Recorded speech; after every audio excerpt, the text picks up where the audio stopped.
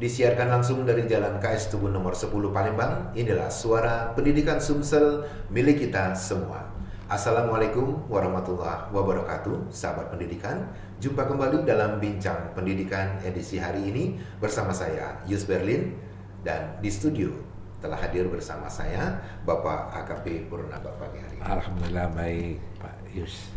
Ya, sahabat pendidikan, kita akan berbincang seputar teknologi di era saat ini, di mana semuanya ini sudah menggunakan medsos dan segalanya sudah berada di genggaman.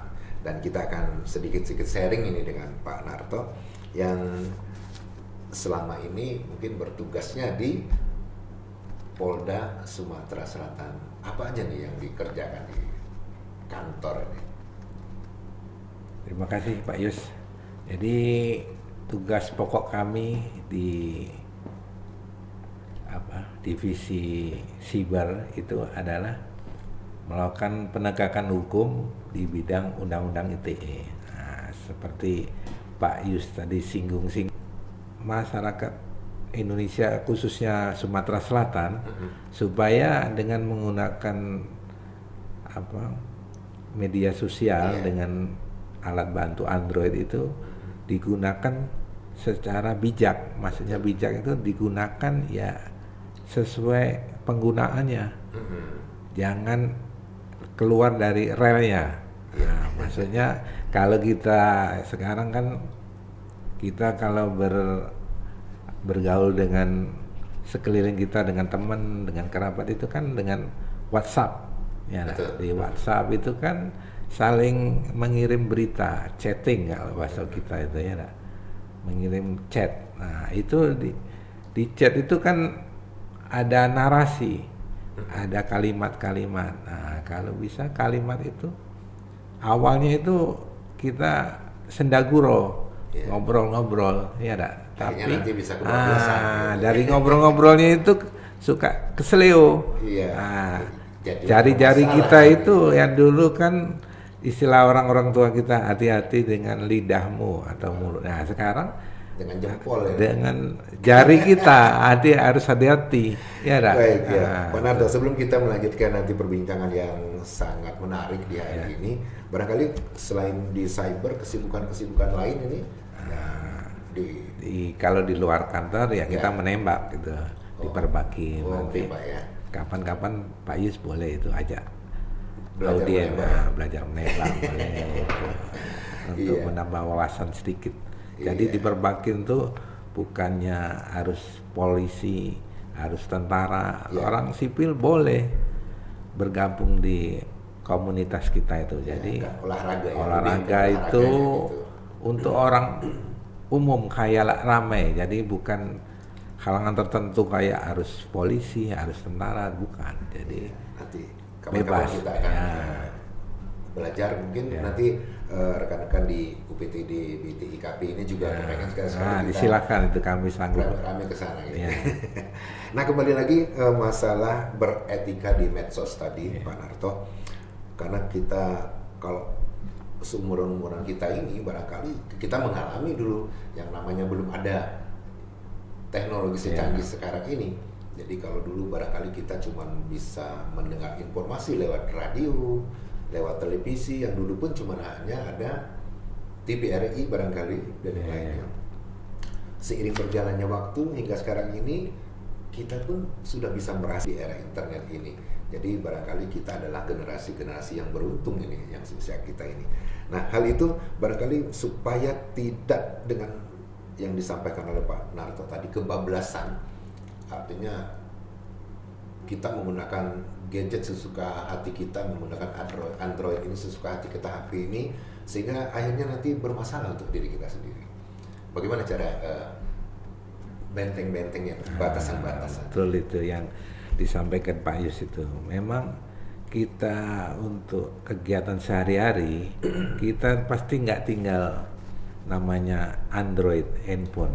Bangun tidur pasti yang dilihat, apalagi ada teman-teman yang tertentu itu pasti pagi-pagi pasti posting Assalamualaikum bla bla bla bla pagi. bla. Nah, pasti itu ada. Nah, jadi itu memang bagus, ya dah. Tapi ada juga yang orang yang di luar yang seperti kebiasaan bagus tadi, ada mengirim berita yang kira-kira beritanya dia juga dapat dari orang juga. Cuma Makanya meneruskan ini. meneruskan share istilahnya.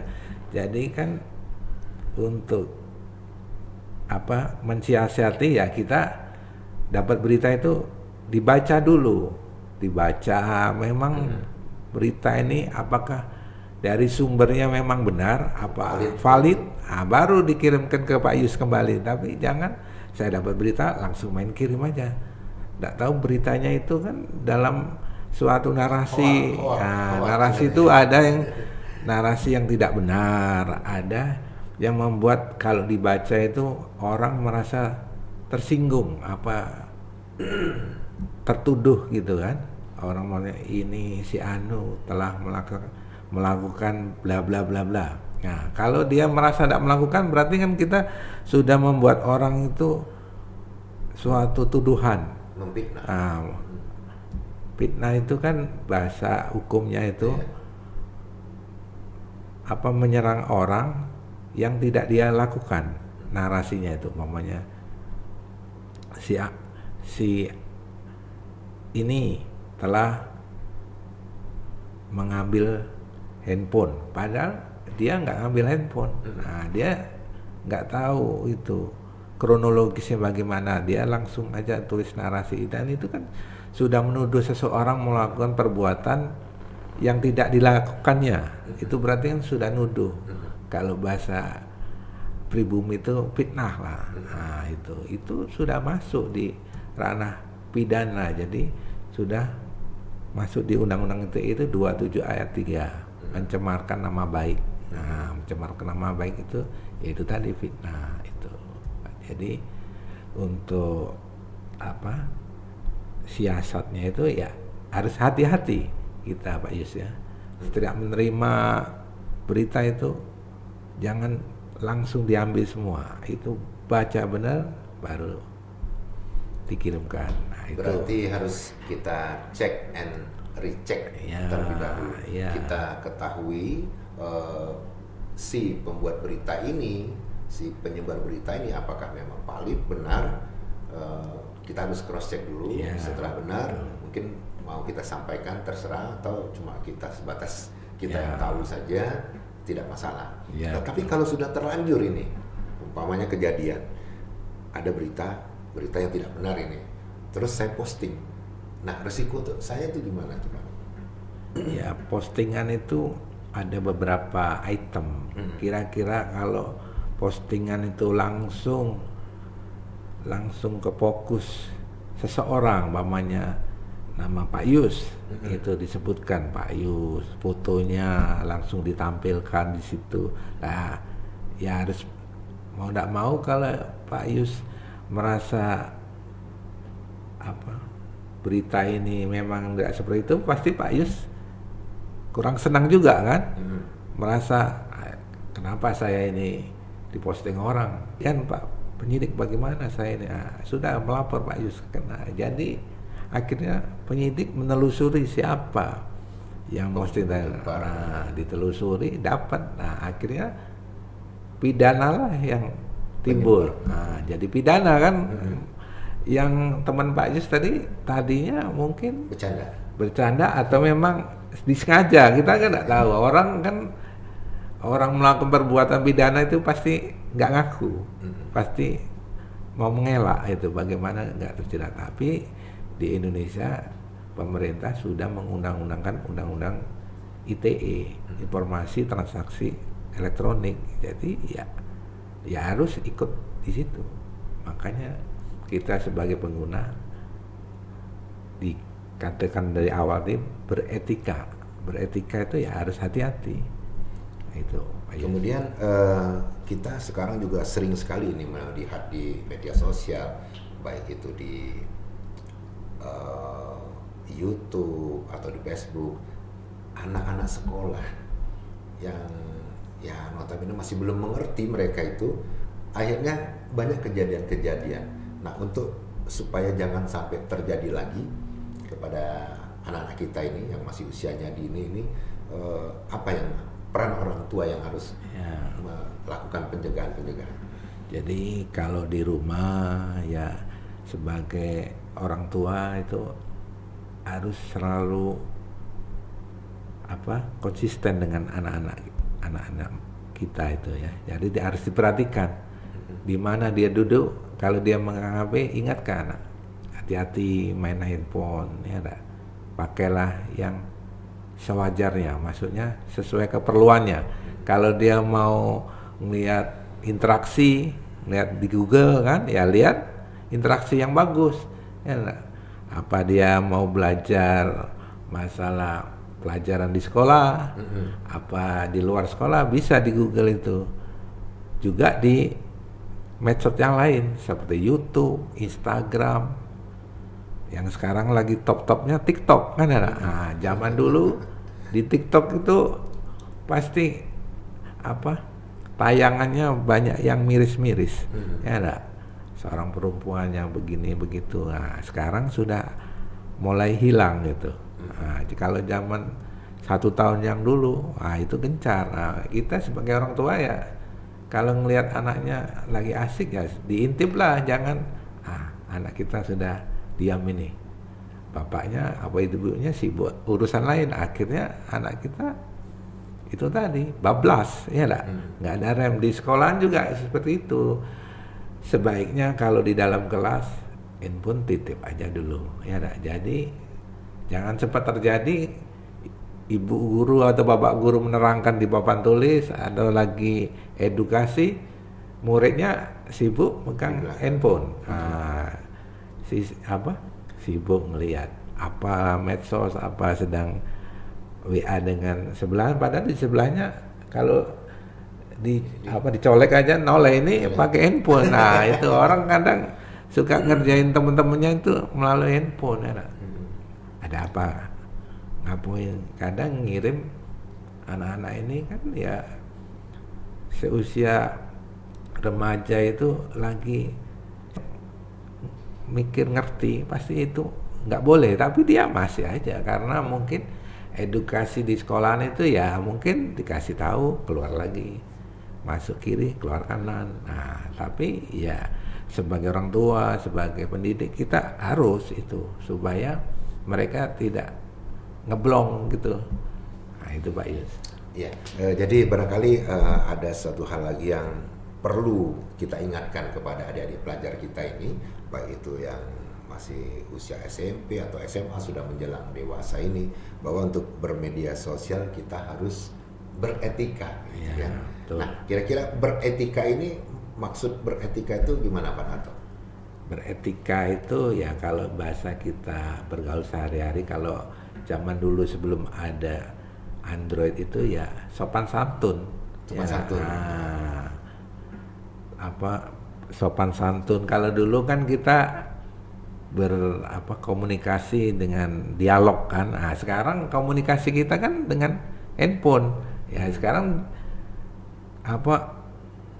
ibaratnya etikanya ya di handphone itu harus sopan santunnya dilaksanakan di situ. Kalau dulu kan kita berdialog langsung, ini tatap wawancara seperti ini kan, bisa kelihatan kita dialognya. Kalau kita ngomong langsung menyinggung orang, nah kan sekarang kan dari jari-jari kita itu yang ngetiknya menyinggung orang itu, itulah etikanya namanya, sopan santunnya itu ya harus dijaga. Kalau kira-kira kalimat atau narasi itu menyinggung orang ya janganlah ditulis ya. Tapi kalau masih ditulis berarti kan dia memang mau berurusan dengan pidana dia sendiri ya. Yang di luaran itu kan sekedar seperti kita kan jangan, tapi masih dilaksanakan ya risiko pengguna itu Pak Yus ya nggak bisa kita nyegahnya kan, itu dari pribadi masing-masing gitu. Iya. Menarik sekali perbincangan kita dan tanpa terasa juga kayaknya sudah berada di penghujung. Tetapi saya kepengen mungkin kita Pak Narto ini memberikan wejangan lah gitu ya, terutama kepada sahabat pendidikan, adik-adik pelajar, termasuk juga mungkin para pendidiknya gitu, supaya nanti tidak bersinggungan dengan masalah hukum ini tadi. Terima kasih. Jadi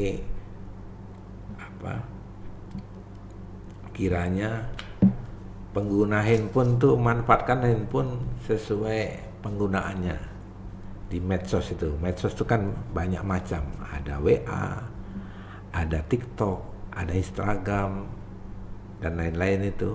Gunakan sesuai keperluannya aja, jangan kita menerobos. Kan di pemerintahan kita sudah mengundangkan undang-undang, jadi jangan diterobos undang-undang itu. Kalau diterobos ya risiko pengguna. Jadi kita sebagai penyampai untuk kebaikan ini hanya sekedar mengingatkan. Tapi kalau yang diingatkan nggak mau, apa lalai, apa orang itu sebenarnya tahu, cuman mau nyoba-nyoba, nggak tahu juga orang. Tapi kalau ada yang merasa dirugikan Pak Yus, pasti Pak Yus nggak senang juga kan. Nah, makanya hidup ini enjoy aja, jangan cari masalah ya lah. Hidup ini cari pergaulan gitu. Kalau kita banyak teman, mudah-mudahan enak hidup kita bergaul ya lah. Semakin banyak teman ya semakin rezeki pasti datang. Itu. Tapi kalau kita salah menggunakan jadi banyak musuh. Akhirnya kita negur orang nggak enak. Yang datang penyidik melayangkan surat panggilan, harap datang ke kantor. Saudara telah melanggar undang-undang ITE. Terima kasih itu Pak Yus. Baik, sahabat pendidikan, demikian tadi perbincangan kita hari ini bersama Bapak AKP Purnawirawan Sunarto, Sarjana Hukum. Beliau adalah mantan penyidik cyber tindak pidana Undang-Undang ITE Polda Sumatera Selatan. Dan barangkali kita akan membuat sesi yang selanjutnya ini, karena banyak sekali bahasan yang akan kita ulas gitu nanti untuk sahabat pendidikan ya, terutama untuk adik-adik. Jangan sampai nanti seperti yang disampaikan oleh Pak Narto tadi, akhirnya terlibat dengan tindak pidana gara-gara bullying ya. Atau gara-gara nuduh orang posting yang tidak benar dan lain sebagainya. Kita berpisah dulu sahabat pendidikan, dan kita akan kembali di kesempatan berikutnya. Saya Yus Berlin bersama pimpinan yang bertanggung jawab dan kru yang bertugas sekali lagi menyampaikan terima kasih. Sampai jumpa di bincang pendidikan selanjutnya. Assalamualaikum warahmatullahi wabarakatuh. Salam pendidikan.